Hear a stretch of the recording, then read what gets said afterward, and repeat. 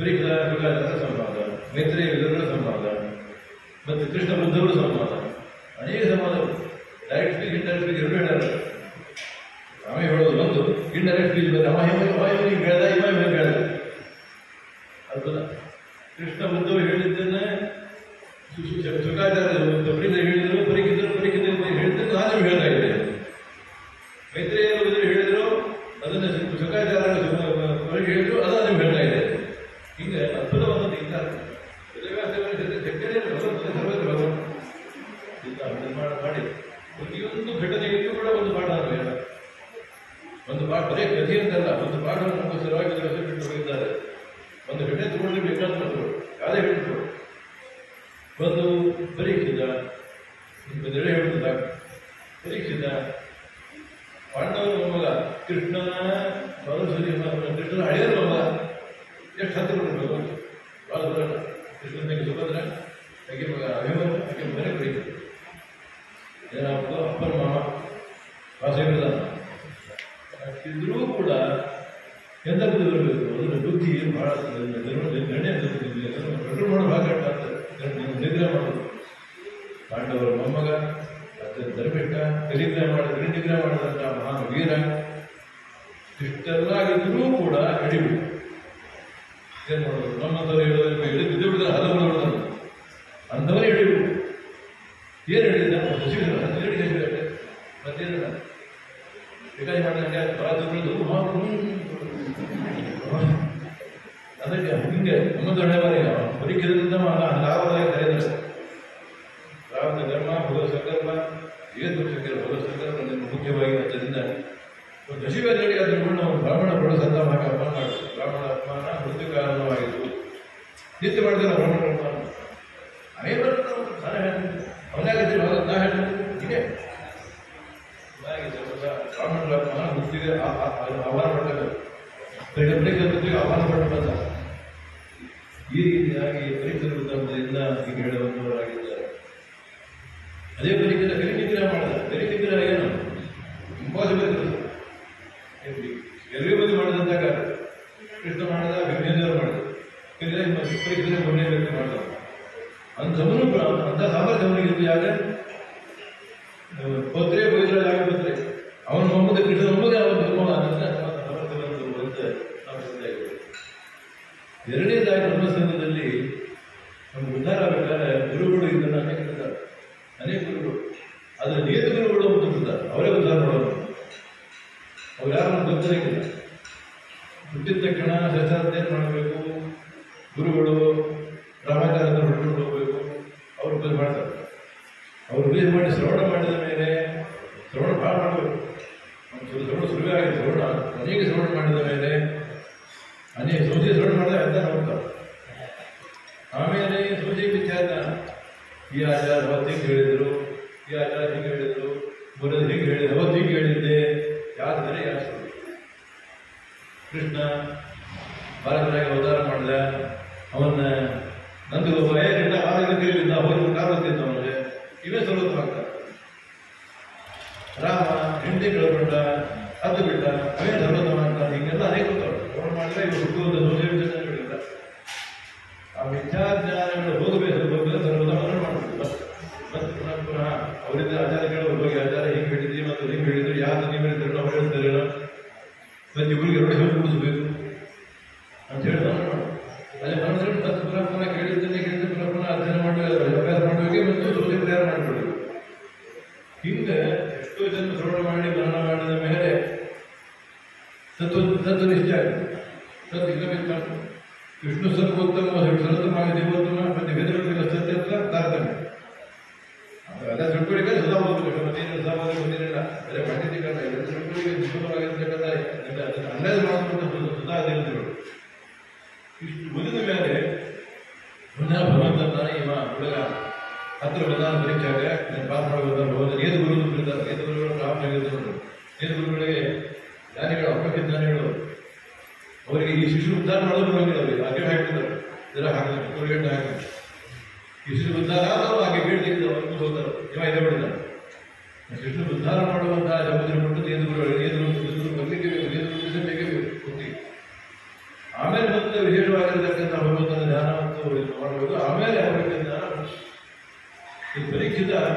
ಹೇಳಿದ್ದಾನೆ ಆಗಲೇ. ಏನು ಗುರುಗಳು ಮುಕ್ತಿಗೆ? ಸುಧಾಚಾರ ಅವರದ್ದು ಕೊಡ್ತಾನೆ ಭಗವಂತ. ಸುಧಾಚಾರ ಏನು ಏನು ಸುಧಾಚಾರ ಒಂದು ಮನಿ ಇಲ್ಲ, ಮಾರಿಲ್ಲ, ತಿರುಕೊಂಡು ತಿರುಗ ಹೋಗ್ಬಿಡ್ತಾರೆ. ಅಂದವರು ಭಗವಂತ ಅವರು ತಂದು ಬರೀ ಭೇಟಿ ಮಾಡ್ತಿದ್ದಾರೆ. ಅವರಿಂದ ಇಲ್ಲ ತತ್ವಜ್ಞಾನವನ್ನು ಬೋಧನೆ ಮಾಡಿಸುವಂತಾಗಲಾರೆ. ಅವ್ರು ಹೇಳಿ ಬಂದಿಲ್ಲ ಪ್ರತಿ ಹೇಳಿದ ಏನು ಹೇಳಿದಾಗ ಪ್ರಿಯ ಮಾನಸಿಗೆ ಕಾರ್ಯ ನಾವೆಲ್ಲ ಬ್ಯಾರೆ ಬಿಟ್ಟು ನಾವೆಲ್ಲ ಹಾರವಾದ ಐವತ್ತು ಕಾರಣದ ಅಂಗಡಿ ಬಿಡ್ತಾರ ಅರವತ್ತಾಗಿಲ್ಲ ಹೋಗ್ಬೋದು. ಆವಾಗ ಹೋಗ್ತಕ್ಕಂಥ ಪ್ರಿಯ ಮಾನಸಿಗೆ ಕಾರ್ಯ ಮನವಾರ್ಧನಾಗಿರತಕ್ಕಂಥ ಎಲ್ರಿಗೂ ಕೂಡ ನಮ್ಮ ಪರವಾಗಿ ಹೇಳ್ತಾರ. ನಮ್ಮ ಅಡ್ವೊಕೇಟ್ ನಾನಂತೂ ಇವ್ರಿಗೆ ಗ್ಯಾರಂಟಿ, ಅವನ ಗ್ಯಾರಂಟಿ ಮೊದಲು ಗ್ಯಾರಂಟಿ ಇಲ್ಲ. ಪರೀಕ್ಷೆ ಬಂದು ಹೇಳಿದಾಗ ಗ್ಯಾರಂಟಿ ಇತ್ತು ಆಗುತ್ತೆ.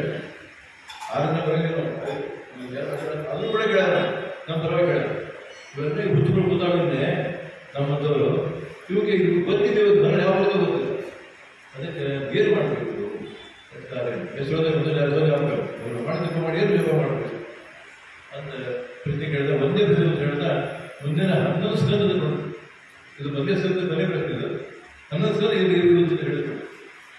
ಈ ರೀತಿಯಾಗಿ ಅದ್ಭುತವಾದಂತಹ ಒಂದು ಪ್ರತಿಯೊಂದು ಹಳ್ಳಿ ಕೂಡ ಒಂದು ನಮಗೋಸ್ಕರವಾಗಿ ಸರಿ ಬಿಟ್ಟಿದ್ದಾರೆ. ನಮ್ಮ ಸರಿ ಕೆಟ್ಟದ ಇಲ್ಲ ಹೋಗುದು ಹೋಗಿದ್ದಾರೆ. ಬಟ್ ಆ ಹಟ್ಟಿಲ್ಲ ಏನು ಹೋಗಿದೆ. ಹೀಗೆ ಅನೇಕ ರೀತಿಯಾದ ತತ್ವಗಳನ್ನು ಬೋಧನೆ ಮಾಡುವಂತಹ ಅದು ಭಾಗವತ. ಆ ಭಾಗವತ ತತ್ವಗಳನ್ನು ತಿಳ್ಕೋಬೇಕು. ಯುಕ್ತಿ ತಗೊಂಡು ಸಾಕು. ಬ್ರಾಹ್ಮಣರ ಪಾರ ಮಾಡಬಾರದು. ಅದೇ ತತ್ವ ತತ್ವ ಜಗತ್ತು ನಾವು ಪಾರ ಹೋಗುದು ಅದೇ ಭಾಗ. ಅದಕ್ಕೋಸ್ಕರವಾಗಿ ಭಗವಂತನ ಇಚ್ಛಾ ಬಹಳ ಮುಖ್ಯ. ನಮ್ಮ ಇಚ್ಛಾಗೆ ಅರ್ಥಿಲ್ಲ. ಅದಿದಿ ಆಕಾಶದಿಂದ ಭಗವಂತ ಇದರಲ್ಲಿ ಇಟ್ಕೊಂಡು ನನ್ನ ಮಕ್ಕಳು ಸಂವಾದ ಮಾಡ್ತಾನೆ. ಬೇರೆ ಈ ಕಾರಣ ಇಂದ್ರ ಕಾಲ ಇಂದ್ರ ಅವನ ಮತಿ ಹಿಡಿದ ಮತಿ ಹಿಡಿದ ಸೇವಾ ಮಾಡಿದ್ರೆ ಬಂದು ಸಹಾಯ ಮಾಡ್ತಾನೆ. ಅದಕ್ಕೇನು ಮಾಡಬೇಕು? ಇಂದ್ರನ ಬಿಟ್ಬಿಡೋದು ಅಂತೇಳಿ ಹೊರಟಿಗೆ ಏನು ಮಾಡಬೇಕು? ಅದಕ್ಕೆ ಗಂಟು ಕೇಳ್ಬಿಟ್ಟು ಏನು ಮಾಡಬೇಕು? ಶಿವನ ಗಾಬರಿ ಆಗ್ಬಿಡ್ತಾರೆ. ಎಲ್ಲ ಸೈಡರ ಎರಡು ಹೇಳ್ತಾರೆ. ಸೈಡ್ ಹೆಂಗಿದೆ ಅವರೆಲ್ಲ ಅವರೇ ಹೇಳ್ತಾರೆ. ಸೀರೆ ಮನ ಸೈಡಿಂದ ಹೇಳ್ತಾರೆ. ಮಾತಾಡಲಿಕ್ಕೆ ಮೃದು ಮಾತು ಒಳಗೆಲ್ಲ ಎರಡು ಕಡೆ ಗತಿಯಲ್ಲಿ ಸಿಕ್ಬಿಟ್ಟು ನಾನೇನು ಮಾಡಬೇಕು? ಅವ್ರು ಗೊತ್ತಿತ್ತು ಏನು ಮಾಡಬೇಕು ಹೇಳಿದ್ರು. ಒಂದು ಮುಂದಿನ ಜ್ಞಾನ ಇತ್ತು. ಒಂದು ಮೋಸಮನ ಅಂತ ಹೇಳಿದ್ರೆ ಅದನ್ನು ಮಾಡಬೇಕು. ಶ್ರುತಿ ಬರಬಾರ್ದು. ಶ್ರುತಿ ಬಂದು ಕೆಲಸ ಬರುತ್ತೆ. ಗದ್ರಿ ಅರಿವಿರ್ತದೆ. ಬಿಟ್ಟು ಬಟ್ಟೆ ಬಿಡುದು ಗದ್ರಿ ಬಿಡುದು. ಅದಕ್ಕೆ ಮಾಡು ಇದನ್ನು ದೊಡ್ಡ ಒಂದು ವರ್ಷ ಊಟ ಮಾಡಿದ್ದೆ. ಆ ಭಾಗ 10 ಗಂಟೆ ಬಿಡ್ತಾರೆ. ತಪ್ಪದೇ ಇಲ್ಲ. ಮನೇ ಗಳಿಗೆ 12ನೇ ತಿಂಗಳು ಆಗಿತ್ತು ತಪ್ಪು. ಇಂದ್ರ ಪ್ರತಿಬಿಟ್ಟು ಸವಾಲು ಮಾಡಬೇಕಾಗಿತ್ತು. ಇಂದ್ರ ಪ್ರತಿಬಿಟ್ಟು ಏನು ಮಾಡೋದು? ಹಾಗೆ ದೈವೇಶ ಆಗಬೇಕು. ದೈವೇಚ್ಛ ಆಗಿದ್ದು ಏನು ದುಃಖ ಪಡೆಯೋದು. ಹಿಂಗೆ ದೈವೇಚ್ಛ ತಿಳ್ಕೊಂಡು ನಮ್ಮ ವಿರುದ್ಧ ಆದ್ರೆ ಹೋಗು ಅಂತ ಹೇಳ್ತೇವೆ. ಆ ಚಟ್ಟದ ಇಲ್ಲ ವೈರಾಗಿ ಬಿಡೋದು ಭಾಳ ಸುಲಭ. ಅವನ್ನ ಮಾಡೋದು ಪ್ರಾಕ್ಟೀಸ್ ಮಾಡೋದು ಭಾಳ ಆಗ್ತದೆ. ಭಾಗವತ ಹೇಳಿ ಹೊಡೆದು ಪ್ರಾಕ್ಟೀಸ್ ಮಾಡಿ ಅಂತ ಹೇಳೋದು. ಮತ್ತು ವೈರಾಗ್ಯ, ಆಮೇಲೆ ಭಕ್ತಿ, ಆಮೇಲೆ ಜ್ಞಾನ. ಇದು ಹೇಳಿದ ಹೊಡೆದು ಭಾಗವತ ಅವಶ್ಯವಾಗಿ ನಾವು ಅದನ್ನು ಕೇಳಲೇಬೇಕು.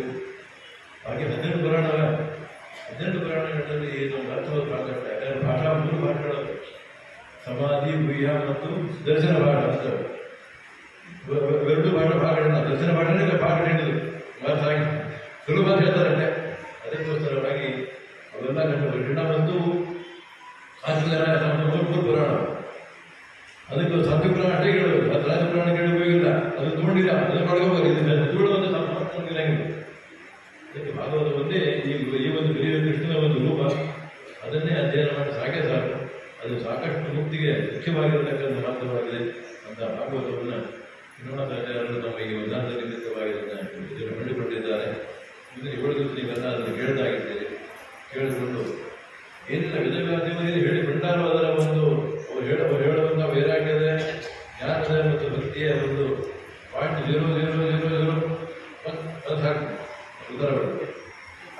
ಬೇರೆ ಸಲುವಾಗಿ ನಾವು ಬಿಟ್ಟು ಬಿಟ್ಟಲ್ಲಿ ಹೇಳಿ ವೈಕುಂಠರಾಜರು ಪ್ರಾರ್ಥನೆ ಮಾಡುವಂಥವರಾಗಿ ಧನ್ಯವಾದಾಚಾರ್ಯರಿಗೆ 66, 70 ಭಾಳ ದೂರ 35 ಇರಬೇಕು 90 ಎಲ್ಲ ಅವರ ದಿವ್ಯಾಂಗಗಳು ಅವರಾಗೆಲ್ಲ ಹೀಗಾಗಿ ಅವರಿಗೆ ಆ ದಿವ್ಯಾಂಗಗಳಾದಂಥ ಒಂದು ಅವಕಾಶವನ್ನು ಬರುವಂಥ ದಿವ್ಯಾಂಗಗಳನ್ನಾಗಿ ಮಾಡಿ ಅವರಿಂದ ಇನ್ನೂ ಅನೇಕವಾದಂಥ ಮುಂಜಾನೆ ಇನ್ನೂ ಏನೋ ಅವೆಲ್ಲ ಮಾಡಿಸಿ ಪ್ರಾರ್ಥನೆ ಮಾಡೋಣ.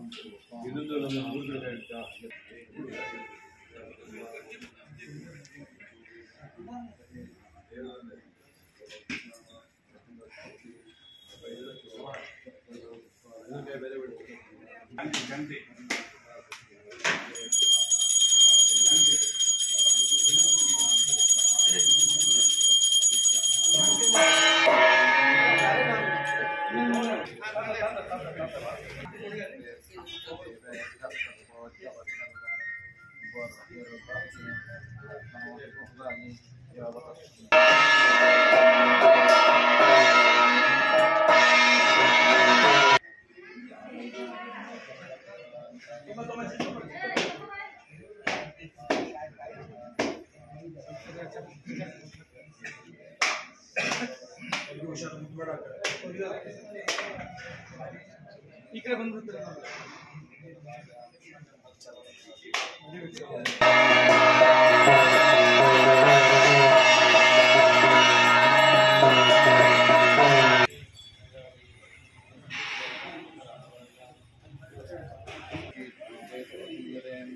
ಸರಿ ರೀ ಸರಿ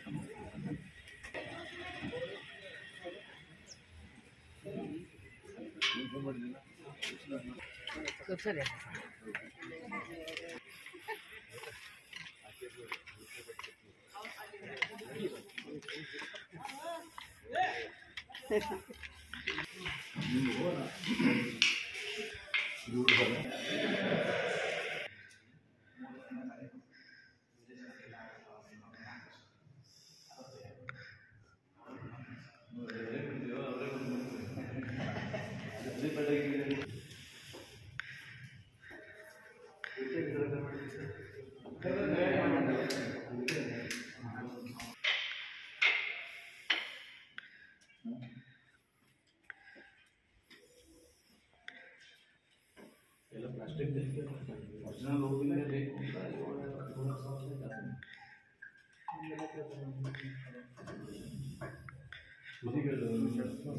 ಬಾಜು ಕಟ್ಸೋದು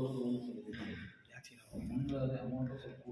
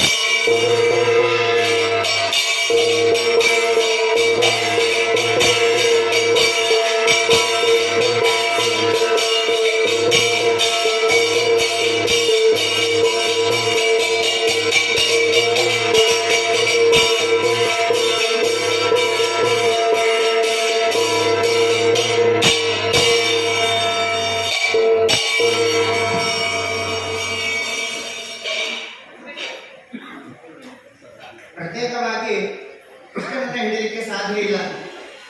ಹೀಗಾಗಿ ಒಂದು ಕೆಲಸ ಮಾಡಿ, ಎಲ್ಲ ಗೋಪಿಕೆಯರು ಕೂಡ ಒಂದಾಗಿ ಒಂದು ಸಾಮೂಹಿಕವಾಗಿ ಕೃಷ್ಣನನ್ನ ಹಿಡಿಯುವಂತಹ ಪ್ರಯತ್ನ ಮಾಡ್ರಿ. ಕೃಷ್ಣ ವಿಮೋಚನಾ ಸಂಘ ಅಂತ ಹೇಳಿ ಸ್ವಾಮಿ ಹತ್ರ ಉದ್ಘಾಟನೆ ಮಾಡಿಸ್ಬಿಡ್ರಿ, ಅದರಿಂದ ಎಲ್ಲರೂ ಸೇರಿ ಹಿಡಿರಿ ಅಂತ ಹೇಳಿ ಕೇಳಿದಂತೆ ಆಗ ನಾನು ಕೂಡ ಯಶೋಧದೇವಿ ಏನು ಅಂತಂದ್ರೆ, ದೊಡ್ಡ ಬೊಗಣೆಯನ್ನು ತಗೊಳ್ರಿ, ಅದರಲ್ಲಿ ಎಲ್ಲ ಹಾಲನ್ನ ನಿಮ್ಮ ಇವನ್ನೆಲ್ಲವನ್ನ ನೋಡಿದಾಗ ಮತ್ತೆ ಎಲ್ಲ ತಮ್ಮ ಕರ್ತವ್ಯಗಳನ್ನ ಮರೆತು ಬಂದಿರಲ್ಲ ಅಂತ ಹೇಳಿ ಕೇಳಿದ್ರೆ, ಆಗ ವಾದಿರಾಜರು ರುಕ್ಮಿಣಿ ಸಂದೇಹದಲ್ಲಿ ಹೇಳ್ತಾರೆ, ಅವರೆಲ್ಲ ಮನೆಗೆ ಸರಿ, ಪತ್ಯಂತರಂತಹ ಕೃಷ್ಣನನ್ನ ಕಾಣಬೇಕು, ಸಾಕ್ಷಾತ್ ಕೃಷ್ಣನೇ ಇದ್ದಾನೆ, ಇಷ್ಟದೇವ ಪತಿಯ ಸೇವೆ ಮಾಡಿದಕ್ಕೆ ಅವನು ಬಂದಿದ್ದಾನೆ ಅಂತ ಹೇಳಿ ಒಬ್ಬಳು ಬಂದಂತೆ ಆ ಸುಮಕರ ಸ್ತ್ರೀಯರಿಗೆ ಅಲಂಕಾರ ಇದು ಶೋಭೆ. ಯಾವಾಗ ಸಾಕ್ಷಾತ್ ಆಗಿ ಕೃಷ್ಣ ಪರಮಾತ್ಮನೇ ಅಲ್ಲಿ ಬಂದು ನಿಂತಾಗ ಆ ಎಲ್ಲ ಶೃಂಗಾರ ಎಲ್ಲಿ ವೈಕುಂಠನಾಥ ಮುಂದೆ ಯಾವ ಶೃಂಗಾರ ಅಂತ ಹೇಳಿ ಅವಳು ಹಾಗೆ ಬಂದ. ಇನ್ನೊಬ್ಳು ಹಸುವಿನ ಹಾಲನ್ನ ಕರಿತಾ ಇದ್ರು, ಸಾಕ್ಷಾತ್ ಭಗವಂತ ಅಮೃತವನ್ನು ಸುರಿಸ್ತಾ ಇದ್ದಾನೆ, ಲೋಕಲ ಸೇವಕ್ಕೆ ಲೋಕನಾಥನೇ ಹೋಗೋಣ ಅಂತ ಹೇಳಿ ಇನ್ನೊಂದು ಗೋಪಿಕಾಸ್ತ್ರೀ ಬರ್ತಾ ಇದ್ದಾಳೆ. ಇಷ್ಟೆಲ್ಲ ಆದ್ಮೇಲೆ ಭಾಗವತ ತಿಳಿಸ್ತದೆ, ಶರತ್ಕಾಲದ ಪೌರ್ಣಿಮೆಯಂದು ಹೇಗೆ ಆ ಒಂದು ಕೃಷ್ಣ ಪರಮಾತ್ಮ ಕೊಳನಾದವನ್ನು ಮಾಡ್ತಾ ಇದ್ದ. ಮಥುರಾನಾಥನು ಮುರಳಿಯನುದಲು ಸುರಿಯುವುದಾನಂದ ಬನ್ನಿ ಮುರಳಿಯನಾಥ ಹೇಳಿ ಕಂಗೊಳಿಸುವ ಬೆಳದಿಂಗಳ ಸೊರಗಲಿ ತಂಗಾಳಿಯ ಸುಗದಿ ಶ್ರೀರಂಗನ ಶ್ಯಾಮಲಗಳು ತನ್ನ ಕೋಮಲ ಕರದಲ್ಲಿ, ಶ್ಯಾಮಲಗಳು ತನ್ನ ಕೋಮಲ ಕರದಲ್ಲಿ ಆ ಮುರಳಿಯ ಪಿಡಿಯೇ ಹೃದಯದಲ್ಲಿ ಪ್ರೇಮ ಬನ್ನಿ ಮುರಳಿಯ ನಾದಕ ಕೇಳಿ.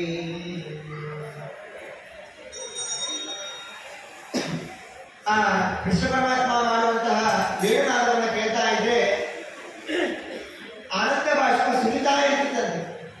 ಹಾಗೆ ನಿಶಬ್ದತೆಯಿಂದ ವೇಣುನಾದವನ್ನು ಕೃಷ್ಣ ಪರಮಾತ್ಮ ಮಾಡ್ತಾ ಇದ್ದ. ಇಷ್ಟೆಲ್ಲ ಉದ್ದವರು ಹೇಳ್ತಾ ಇದ್ದಾರಲ್ಲ, ಉದ್ದವರು ಹೇಳುವಾಗ ಅಲ್ಲಿ ಒಂದು ಪ್ರಶ್ನೆ ಬಂದಂತೆ, ಸರಿ ಇದನ್ನೆಲ್ಲ ಹೇಳುವಂತಹ ಉದ್ದವರಿಗೆ ಎಷ್ಟು ವರ್ಷ ಇರಬಹುದು? ಆಗ ವಿಜಯ ಸಮಾಗಮಾದಾಗ ಕೇವಲ ಉದ್ದವರಿಗೆ 5 ವರ್ಷ. ಹೆಂಗಿದ್ರು ಉದ್ದವರು ಅಂತಂದ್ರೆ ನಿತ್ಯ ಕರ್ಮಾನುಷ್ಠಾನಗಳನ್ನು ಮುಗಿಸಿ ಮಧ್ಯಾಹ್ನ 2:30 ಪೂಜೆಯಿಂದ ಹೇಳಬೇಕಾದ್ರೆ ಅವರ ತಾಯಿ ಕರಿಬೇಕಂತೆ, ಇನ್ನು ಸ್ವಲ್ಪ ಪೂಜೆ ಇದೆ ಬರ್ತೇನೆ ಅಂತ ಹೇಳ್ತಿದ್ದಾರೆ. ಆದ್ರಿಂದ ಆಯಾ ಧರ್ಮಗಳಿಗೆ ಆಯಾ ಅನುಗುಣವಾಗಿ ಕರ್ಮಗಳನ್ನು ಆಚರಿಸಬೇಕು. ಸ್ವಚಿತ್ತ ಕರ್ಮಗಳಾಚರಿಸಿ ಕೃಷ್ಣ ಪರಮಾತ್ಮ ಒಂದು ಚರಿತ್ರೆಯನ್ನ ತಿಳಿಸಿಕೊಡುವಾಗ ಕಂಸನ ಒಂದು ಕೃಷ್ಣ ಪರಮಾತ್ಮ ಮುಖ್ಯ ಅವತಾರನೇ ಕಂಸನ ವಧೆ. ಕಂಸನ ವಧೆಯ ಸಂದರ್ಭದಲ್ಲಿ ಹೇಳ್ತಾರೆ, ಕೃಷ್ಣ ಪರಮಾತ್ಮ ಕಂಸನನ್ನ ಕೊಲ್ಲಿಕ್ಕೆ ಬಹಳ ತಗೊಳ್ಳಿಲ್ಲ. ತತಸ್ಸಾಗತ್ಯ ಪುರಿಂ ಸಪುತ್ರ ಚಿಕೀರ್ಷಯಾಮಾಸ ಬಲದೇವ ಸಂಯುತ ನಿಪ. ಸ್ಪೆಸಿಫಿಕ್ ಆಗಿ ಕೃಷ್ಣ ಪರಮಾತ್ಮನ ಹೆಜ್ಜೆ ಅಂದ್ರೆ ಏನು ಗೊತ್ತಾಗ್ತದೆ. ಅಲ್ಲಿ ಗಯಾನಲ್ಲಿರುವಂತಹ ವಿಷ್ಣುಪಾದ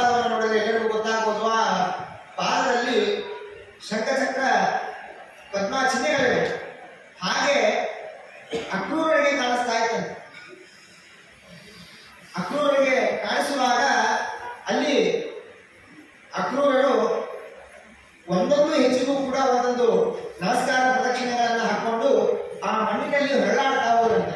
ಇವತ್ತಿಗೂ ಕೂಡ ನಾವು ದ್ವಾರಕಾದಲ್ಲಿ ಹೋದ್ರೆ ಕಾಣಬಹುದು. ಮಹಾಸ್ವಾಮಿಗಳವರ ಜೊತೆ ಹೋದ್ರೆ ಸ್ವಾಮಿಗಳವರು ಕೂಡ ತಮ್ಮ ಮೇಲಿನ ಶಾಖೆಯನ್ನು ತೆಗೆದು ಆ ಮಣ್ಣಿನಲ್ಲಿ ಹೊರಳಾಡ್ತಾರೆ. ಯಾಕಂದ್ರೆ ಕೃಷ್ಣ ಸ್ಪರ್ಶ ಮಾಡಿಬಿಟ್ಟಂತಹ ಮಣ್ಣಿದು ಅಂತೇಳಿ ಹೊರಳಾಡ್ತಾರೆ. ಇದನ್ನ ಅಕ್ರೂರರು ಹಾಕಿಕೊಂಡಂತಹ ರೂಢಿ. ಬಹುಶಃ ಈ ಹೆಚ್ಚಿನ ನಮಸ್ಕಾರ ಅಂತ ಏನು ಹೇಳ್ತೀವಿ ಅದು ಕೂಡ ಅಕ್ರೂರರಿಂದನೇ ಶುರುವಾಯಿತು ಅಂತ ಅನಿಸ್ತದೆ. ಒಂದೊಂದು ಹೆಚ್ಚಿಗೂ ಕೂಡ ಒಂದೊಂದು ನಮಸ್ಕಾರ ಪ್ರದಕ್ಷಿಣೆಗಳನ್ನ ಹಾಕ್ತಾ ಇದ್ದಂತೆ ಅಕ್ರೂರರು.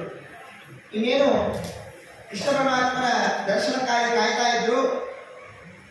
ಬಲರಾಮ ಮತ್ತು ಕೃಷ್ಣ ಹಸುವಿನ ಹತ್ತಿರ ಬಂದು ನಿಂತಿದ್ದಂತೆ.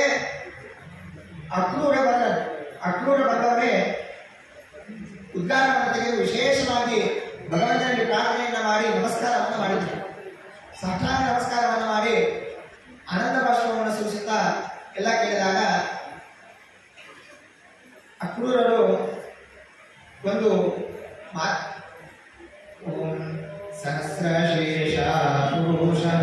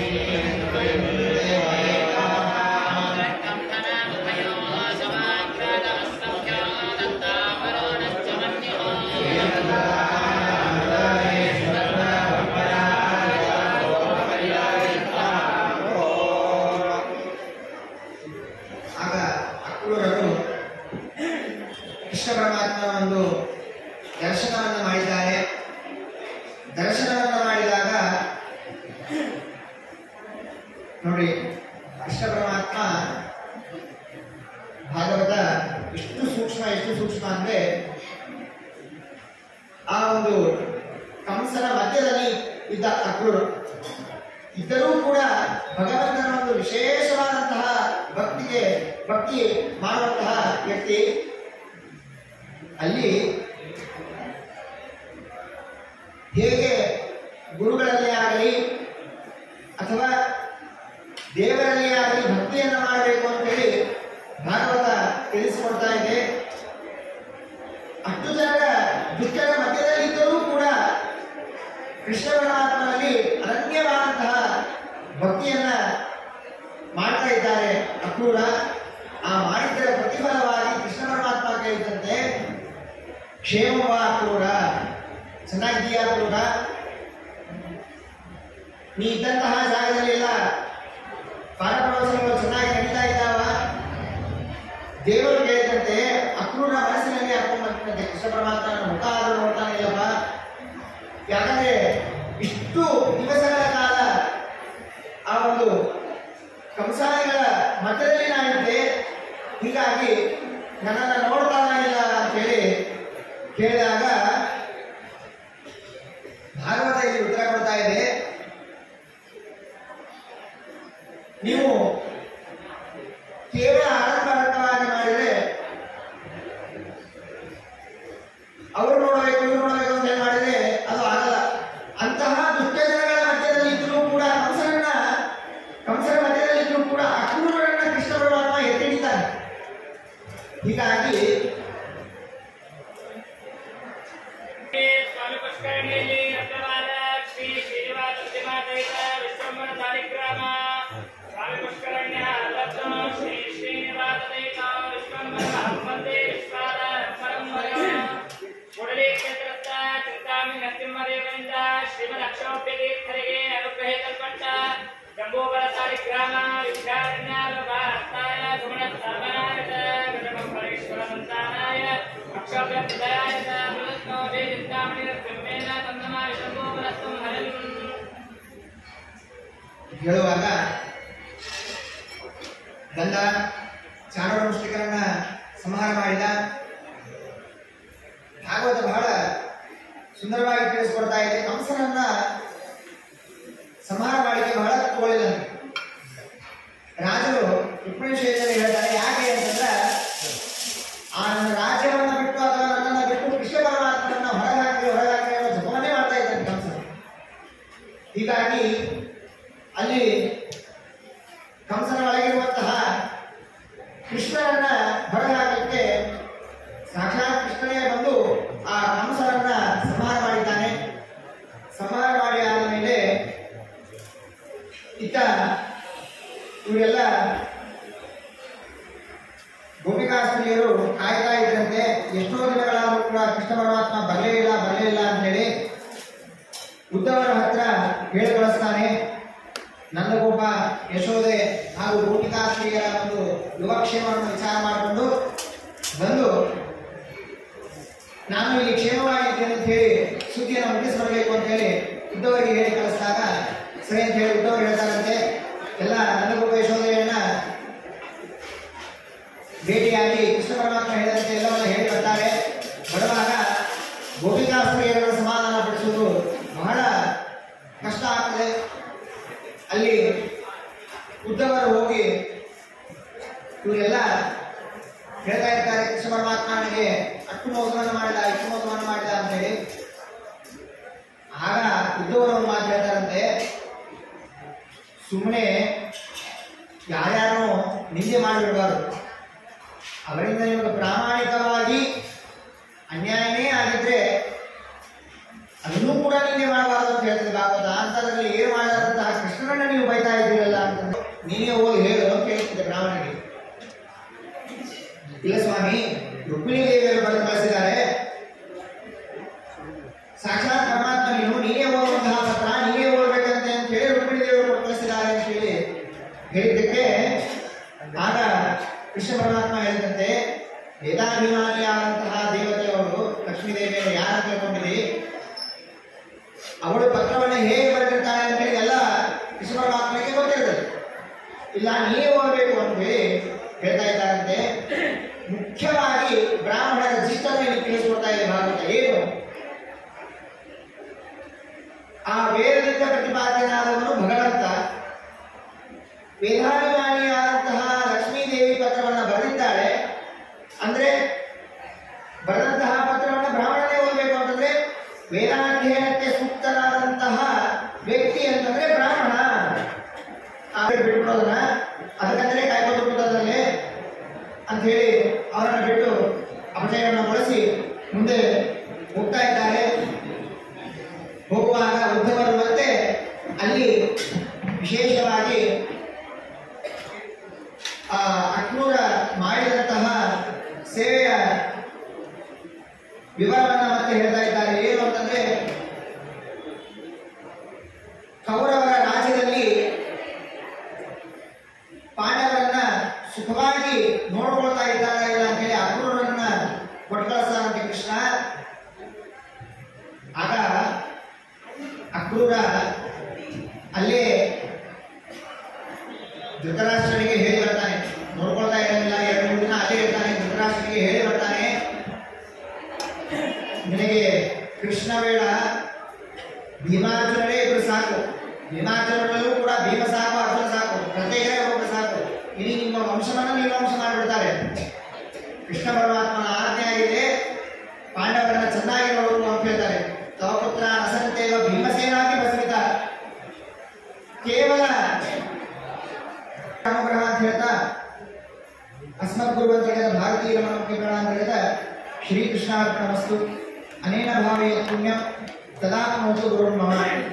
ಈ ಒಂದು ಕಾರ್ಯಕ್ರಮದಲ್ಲಿ ಭಾಗವತದ ಯಥಾವೃತ್ತಿಯಾಗಿ ಭಾಗವತವನ್ನು ಅನುವಾದವನ್ನು ಮಾಡಲಿಕ್ಕೆ ಅವಕಾಶ ಕೊಟ್ಟಂತಹ ಅನುಗ್ರಹ ಮಾಡುವಂತಹ ಮಹಾಸ್ವಾಮಿಗಳವರು, ಕಾರ್ಯಕ್ರಮವನ್ನು ಹಮ್ಮಿಕೊಂಡಂತಹ ಕಟ್ಟಿ ಆಚಾರ್ಯರಿಗೂ ಕೂಡ ನಮಸ್ಕಾರ ಪೂರ್ವಕವಾದಂತಹ ಧನ್ಯವಾದಗಳನ್ನು ತಿಳಿಸ್ತಾ ಅಸ್ಮತ್ ಗುರು ಅಂತ ಹೇಳಿದ ಭಾರತೀಯ ರಮಣ ಅಂತ ಹೇಳಿದ ಶ್ರೀಕೃಷ್ಣಾರ್ಪಣಮಸ್ತು ಹರಯೇ ನಮಃ.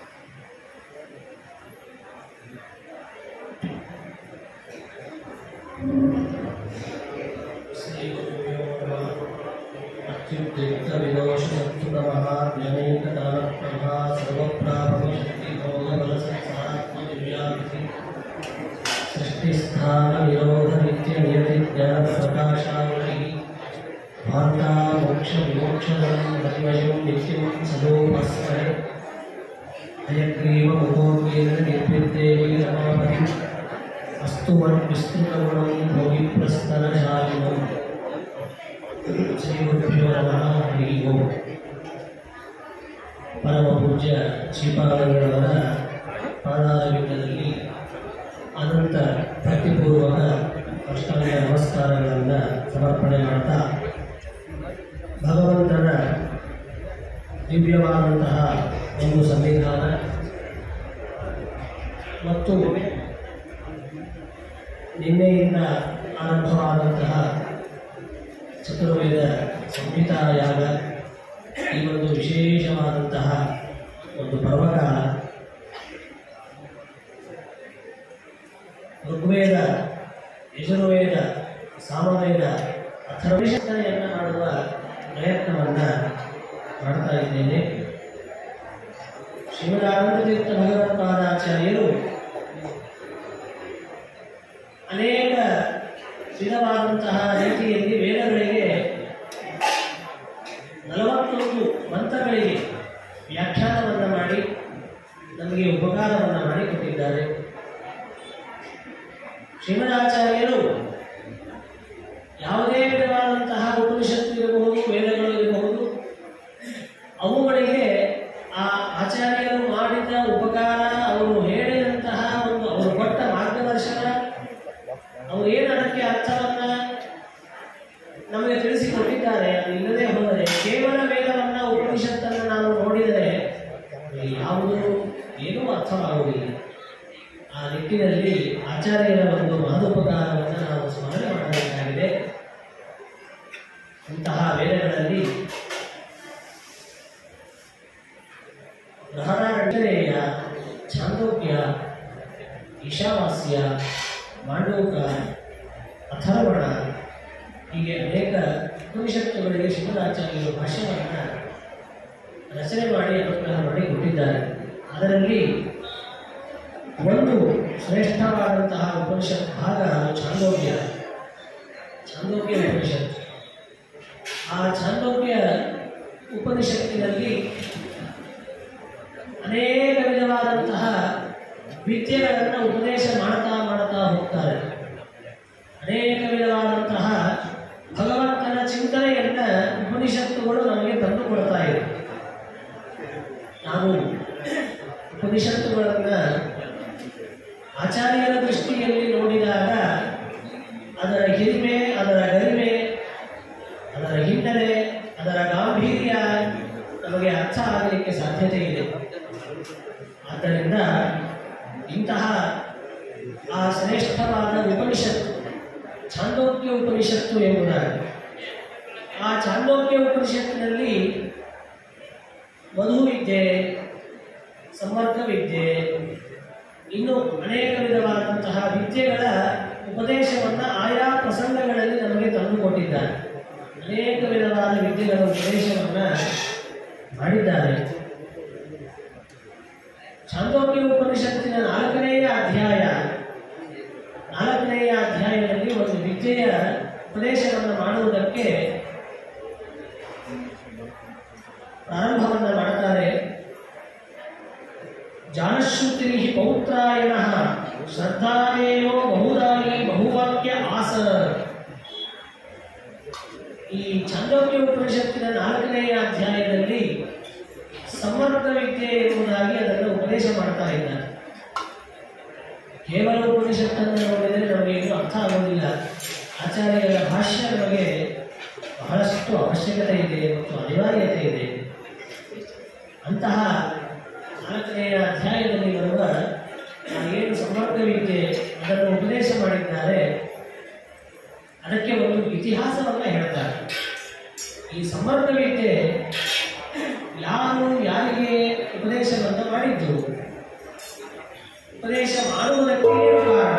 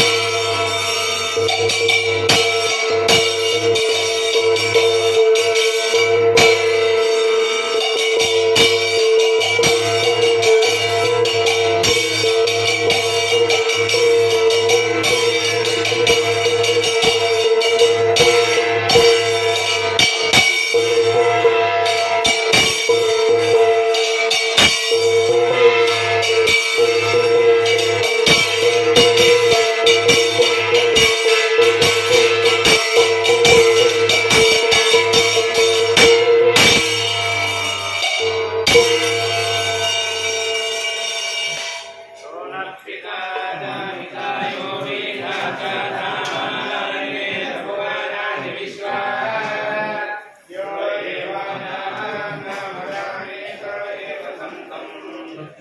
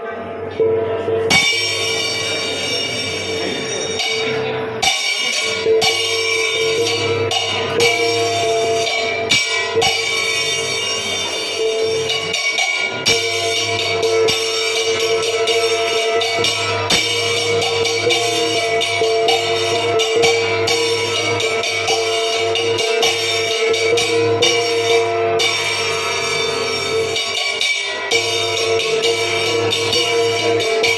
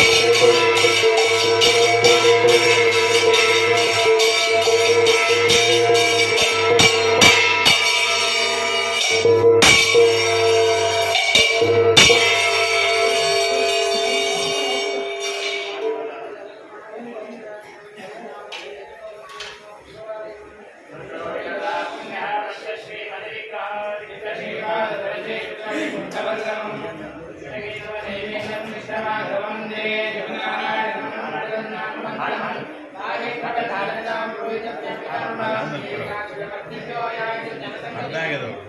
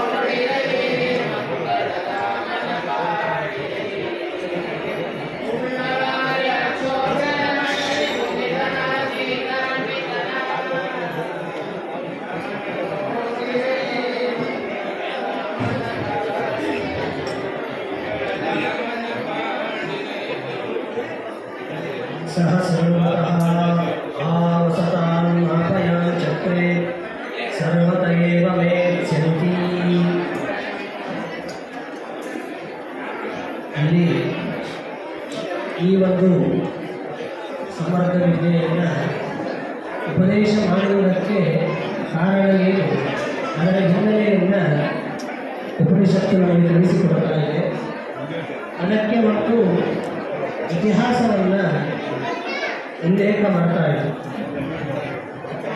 ದಯವಿಟ್ಟು ಯಾರು ಮಾತಾಡಬಾರದು. ರಾಮದೇವರ ಪೂಜೆ ನಡೀತಾ ಇದೆ, ಉಪದೇಶ ನಡೀತಾ ಇದೆ. ದಯವಿಟ್ಟು ಯಾರು ಮಾತಾಡಬಾರದು. ಎಲ್ಲರೂ ಪುಣ್ಯಕ್ಕೆ ಭಾಗಿಗಳಾಗಬೇಕು ಅಂತ ವಿನಂತಿ. ಎಲ್ಲರೂ ಕೆಳಗೆ ಕೂಡ್ರಿ. ದಯವಿಟ್ಟು ಯಾರು ಹೇಳಬಾರ್ದು, ಕೆಳಗೆ ಕೂಡ್ಬೇಕು ಎಲ್ಲರೂ.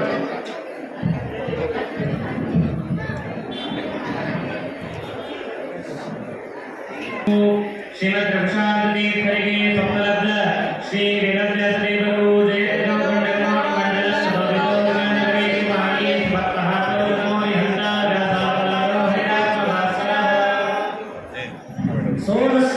ಶಕಟಸ್ಯ ಭಾಮಾಲಂಬೆ ನಾನೇ ಆಗಿರುವ ಶ್ರೀಮದ್ ವಿದ್ಯಾನಿಧಿತೀರ್ಥಕರಾರ್ಚಿತ ಶ್ರೀ ಭೂವರಾಹದೇವರು ಶ್ರೀಮದ್ ವಿದ್ಯಾನಿಧಿತೀರ್ಥಕರಾರ್ಚಿತ ಶ್ರೀ ಭೂವರಾಹದೇವರು ಹಿರಣ್ಯಾಕ್ಷ ಮಹಾತ್ಮ ಭೂಯಾನಂದನಾಯಕಂ ಭೂವರಾಹ ಹನುಮತೆ ವಿದ್ಯಾನಿಧಿಕರಾರ್ಚಿತಂ.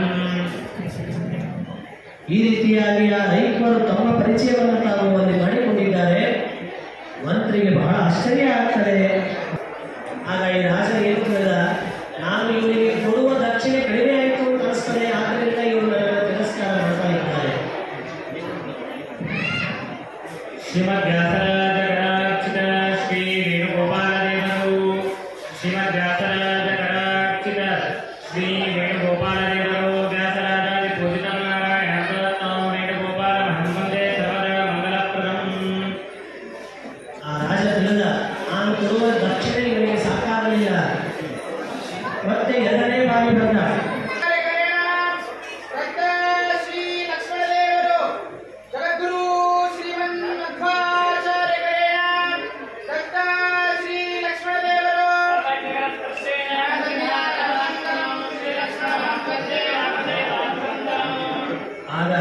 ಆ ರೈತರು ಶ್ರೇಷ್ಠವಾದ ವಿದ್ಯೆಯನ್ನ ಧನಶ್ವರಿಗೆ ಉಪದೇಶ ಮಾಡ್ತಾರೆ.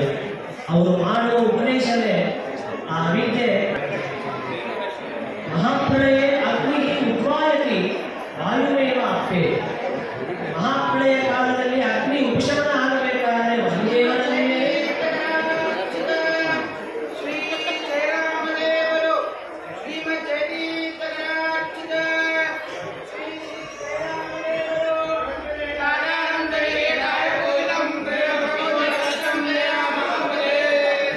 ಸಮಗ್ರ ಎಲ್ಲ ದೇವತೆಗಳು ಕೂಡ ತಾವು ಅಸ್ತ ಆಗಬೇಕಾದರೆ, ಉಪಶಮನ ಆಗಬೇಕಾದರೆ, ಉಪರತವಾಗಬೇಕಾದರೆ ವಾಯುದೇವರಲ್ಲಿಯೇ ಅವರು ಪ್ರವೇಶ ಮಾಡುತ್ತಾರೆ. ಆ ಎಲ್ಲ ಉಪನಿಷತ್ತುಗಳು ಕೂಡ ಪ್ರಧಾನವಾಗಿ ಭಗವಂತನನ್ನೇ ಕೊಂಡಾಡ್ತಾ ಇದೆ. ನಾವು ಭಗವಂತನನ್ನು ತಿಳಿಯಬೇಕಾದರೆ, ಭಗವಂತನ ಜ್ಞಾನವನ್ನು ನಾವು ಮಾಡಿಕೊಳ್ಳಬೇಕಾದರೆ ಸದಾ ವೈಕ ವಿದ್ಯೆ, ಆ ವೇದಗಳಿಂದಲೇ ನಾವು ಜ್ಞಾನವನ್ನು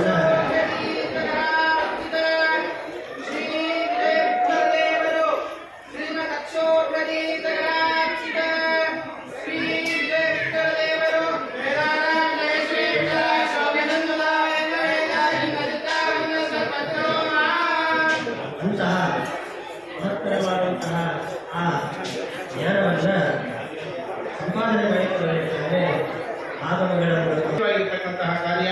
ಅಂತಹ ಶ್ರೇಷ್ಠ ಭಾಗವತ ಶುರುವಾಗೋದು ಬ್ರಾಹ್ಮಣರ ಶಾಪದಿಂದ ಆರಂಭ ಆಗ್ತದೆ. ಶೃಂಗಿಯ ಶಾಪದಿಂದ ಮುಗಿತದೆ. ಕೊನೆಗೆ ಮುಗಿಬೇಕಾದ್ರೆ ಅಲ್ಲಿ ಏನ್ ನಡೀತದೆ ಅಂತಂದ್ರೆ ಎಲ್ಲ ಗೊತ್ತು. ಒಂದೇ ಮಾತಲ್ಲಿ ಹೇಳಿ ಮುಗಿಸ್ತೇನೆ.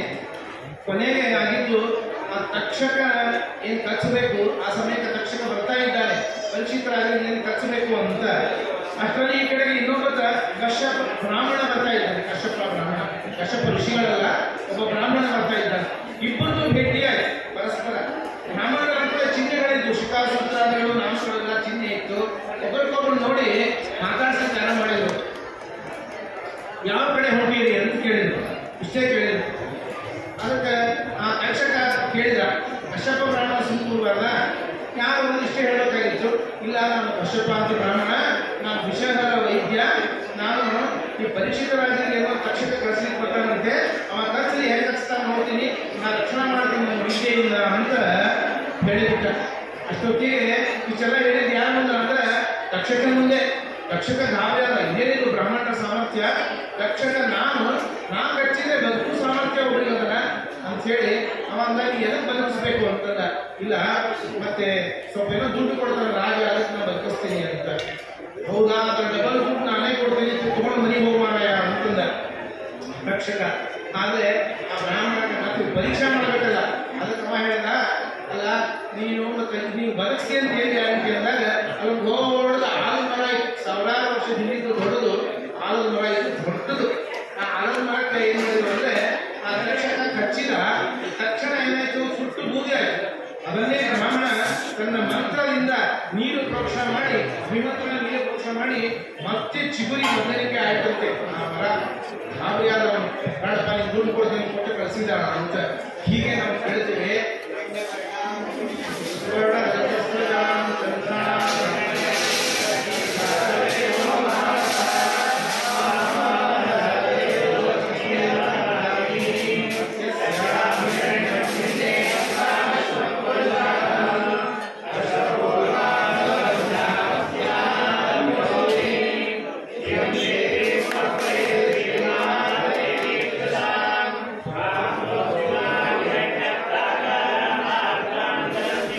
ತುಲಾಭಾರ ನಡೀತಾ ಇದೆ.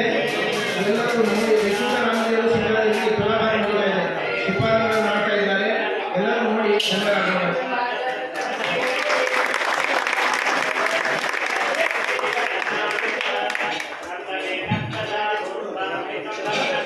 ಹಾಗಾಗಿ ಇಂತಹ ಶ್ರೀಮದ್ ಭಾಗವತ ಗ್ರಂಥದ ಒಂದು ಯಜ್ಞ ಕೇವಲ ಭಾಗವತರು ಮತ್ತು ಭಗವಂತ ಇಬ್ಬರು ಕಥೆಯಿಂದ ಕೂಡಿದಂತಹ ಶ್ರೀಮದ್ ಭಾಗವತ ಸಪ್ತಾಹ ಯಜ್ಞ ನಡೀತಾ ಇದೆ. ಬೆಳಗ್ಗೆ ಶ್ರೀಪಾದಂಗಳವರು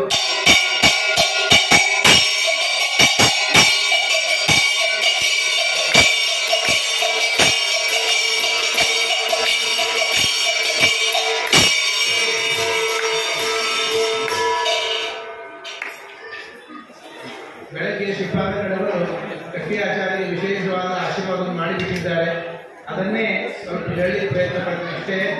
60 ವರ್ಷ ಶಾಂತಿ ಆಗುವಲ್ಲಿ 70, 80 ಹೀಗೆ ಎಲ್ಲ ಶಾಂತಿಗಳು ಅವ್ರಿಗೆ ಇನ್ನಿಷ್ಟು ಆಯುಷ್ಯ ಆರೋಗ್ಯ ಸಮೃದ್ಧಿಯಾಗಿ ದೇವರು ಕೊಡಲಿ ಅಂತ ಶ್ರೀಪಾದ ಅವರು ಪ್ರಾರ್ಥನೆ ಮಾಡಿದ್ದಾರೆ.